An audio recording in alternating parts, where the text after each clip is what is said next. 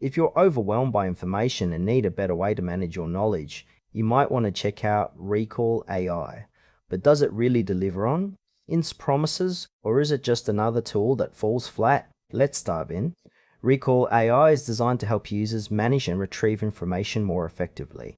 At its core, this tool uses AI to organize your notes, documents, and other knowledge assets into a cohesive system that makes finding what you need much easier. The user interface is clean and straightforward, which is a plus for those who prefer simplicity over complexity.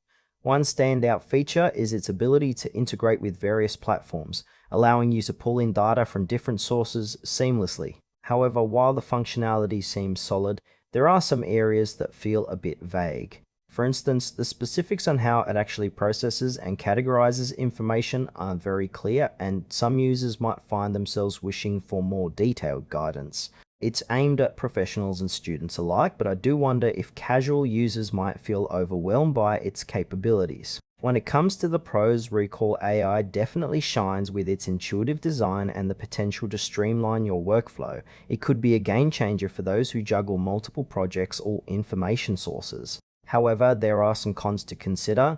For one, the pricing structure isn't super transparent, which could deter potential users who are looking for straightforward options. Additionally, while the AI features are promising, I found that some users might feel the learning curve is a bit steep if they're not tech savvy. There's also a lack of community feedback available, which can be a red flag for cautious buyers. Overall, while it might be a great fit for organized individuals, those who prefer a more laid-back approach might find it a bit too much. In conclusion, Recall AI has the potential to be a powerful ally for anyone serious about knowledge management, especially professionals and students. However, if you're looking for something simpler or more transparent in terms of pricing, you might want to explore other options. It's worth a try, but approach with a bit of caution.